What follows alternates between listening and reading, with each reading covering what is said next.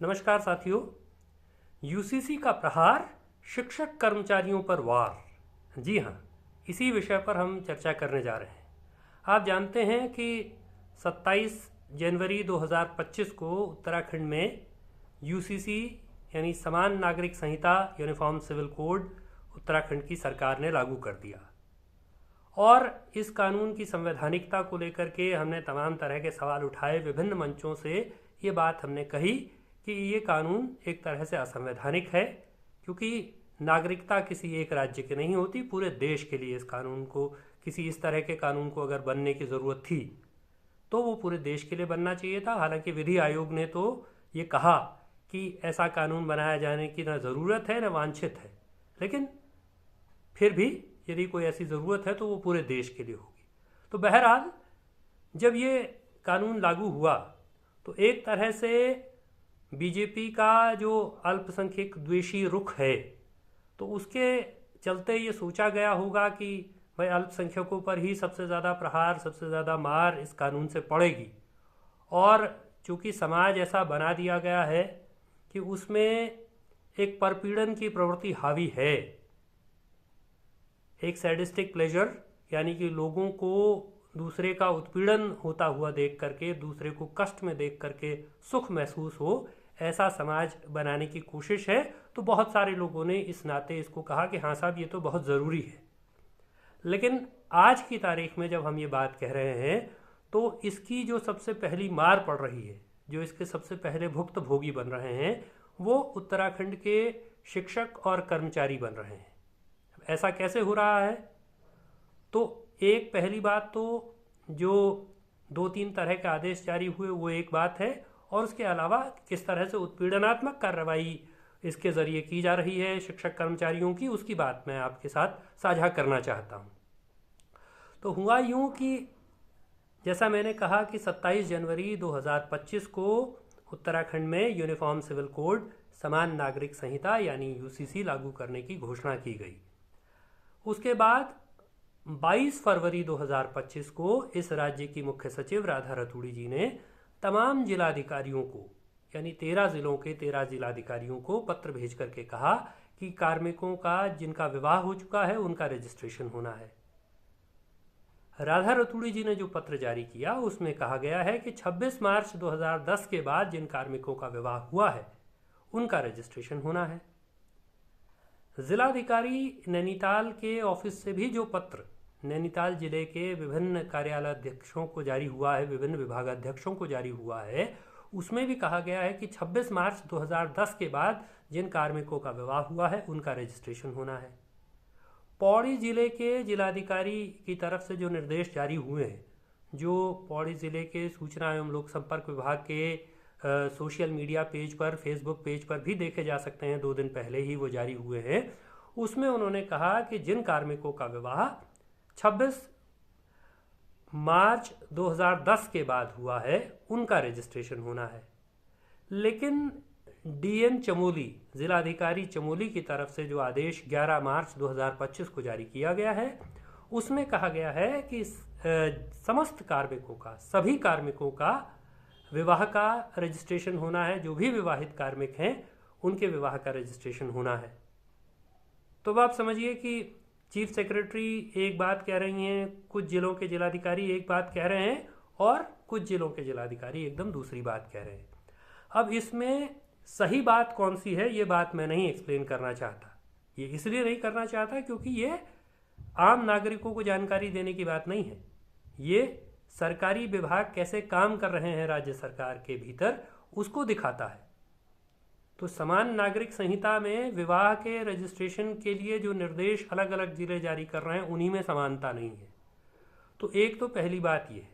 लेकिन इससे ज़्यादा जो दूसरी बात इम्पॉर्टेंट है वो ये है कि तमाम जिलों के जिलाधिकारियों ने, जो उत्पीड़न की पुष्टि करती है कार्मिकों की, वो ये कि तमाम जिलों के जिलाधिकारियों ने जो पत्र जारी किए हैं विभिन्न विभागाध्यक्षों को, कार्यालय अध्यक्षों को, उन पत्रों में कहा गया है कि यदि मार्च के महीने के आखिरी तक कार्मिकों का रजिस्ट्रेशन नहीं होगा तो फिर उनका मार्च के महीने के वेतन का आहरण नहीं होगा, उनके मार्च जिस कार्मिक का रजिस्ट्रेशन नहीं होगा, जिस विवाहित कार्मिक के का विवाह का रजिस्ट्रेशन नहीं होगा यूसीसी के पोर्टल पर, उस कार्मिक के मार्च के महीने के का वेतन आहरित नहीं होगा, उसकी तनख्वाह नहीं निकलेगी। अब ये सवाल ये है कि ये जिलों के जिलाधिकारी किसके निर्देश पर ऐसा आदेश जारी कर रहे हैं।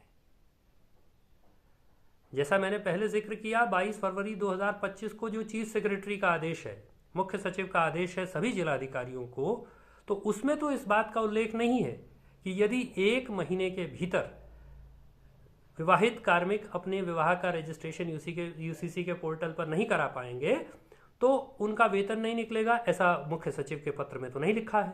तो अगर मुख्य सचिव के पत्र में ऐसा निर्देश नहीं है तो फिर जिलाधिकारी ऐसा निर्देश कैसे जारी कर रहे हैं, उनको ये निर्देश कहाँ से प्राप्त हुआ है। ये सही बात है कि सरकार ने एक तरह से, चूंकि यूसीसी को लेकर के एक रिजेंटमेंट है, लोगों में एक असंतोष का भाव भी है बहुत सारी वजहों से। उन वजहों पर मैंने तो अपने फेसबुक अकाउंट से भी एक डिटेल लाइव करके बताया कि उसमें क्या क्या दिक्कतें हैं, और पत्रकार मित्र मनु पवार के यूट्यूब चैनल पर इंटरव्यू में भी मैंने बहुत विस्तार से बताया कि क्या क्या परेशानियां हैं, क्या क्या दिक्कतें हैं। और वरिष्ठ पत्रकार गुणानंद जखमोला जी के साथ उनके यूट्यूब चैनल चौखंबा में इंटरव्यू में भी बहुत विस्तार से मैंने इस बात को बताया कि उसमें क्या क्या परेशानियां हैं। लेकिन सरकार ने ये कोशिश किया कि चूंकि कर्मचारियों का एक फोर्स, एक वर्क फोर्स उसके पास है, शिक्षक कर्मचारी एक तादाद में है जो सरकार के आदेश से बंधे हुए हैं, इसलिए सरकार ने रजिस्ट्रेशन की संख्या बढ़ा करके दिखाने के लिए कर्मचारियों को ये निर्देश जारी किया, शिक्षकों को ये निर्देश जारी किया कि वे अपना रजिस्ट्रेशन कराएं। विवाहित कार्मिक जितना जल्दी हो उतना जल्दी रजिस्ट्रेशन कराएं। यहाँ तक तो ठीक है, लेकिन ये कहना कि अगर आप 1 महीने के भीतर रजिस्ट्रेशन नहीं कराएंगे आपका वेतन नहीं निकलेगा, वेतन रोक दिया जाएगा, यह सरासर उत्पीड़नात्मक कार्रवाई है। और न केवल उत्पीड़नात्मक कार्रवाई है, यह गैर कानूनी है। क्योंकि जो यूसीसी का कानून पास हुआ है उस कानून में भी कहा गया है कि भाई विवाहित कार्मिक जो यूसीसी लागू होने से पहले विवाहित हैं वो उनको 6 महीने के भीतर यूसीसी के पोर्टल पर अपना रजिस्ट्रेशन कराना है।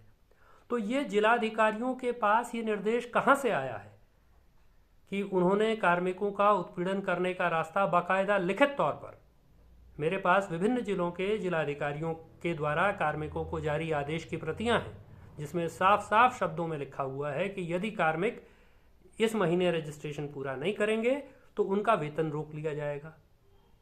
तो ये कहाँ से, ये किसने अधिकार दिया जिलाधिकारियों को? क्या राज्य की सरकार ने कहा है? क्या किसी और ने कहा है?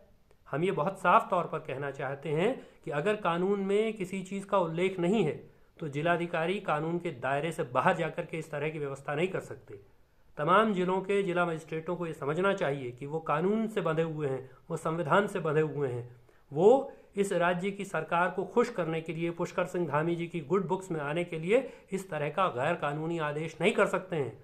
वो सरकार के लठैत नहीं हैं, सरकार के बाउंसर्स नहीं हैं कि इस तरह का गैर कानूनी आदेश को जारी करेंगे। इसलिए बहुत साफ तौर पर जिलों के जिलाधिकारियों से हम ये कहना चाहते हैं कि कर्मचारियों का, शिक्षकों का इस तरह का उत्पीड़न बंद हो, इस तरह की उत्पीड़नात्मक कार्रवाई बंद हो। आप ऐसा नहीं कर सकते, कानून में इस तरह का प्रावधान नहीं है। तो अगर कानून में इस तरह का प्रावधान नहीं है तो आपको ये हक नहीं है कि इस तरह का आदेश आप जारी करें। और इस राज्य के मुख्यमंत्री पुष्कर सिंह धामी जी से भी हम कहना चाहते हैं कि अपने जिलाधिकारियों पर लगाम लगाएं, उनसे कहें कि वो कर्मचारियों का, शिक्षकों का इस तरह का उत्पीड़न न करें।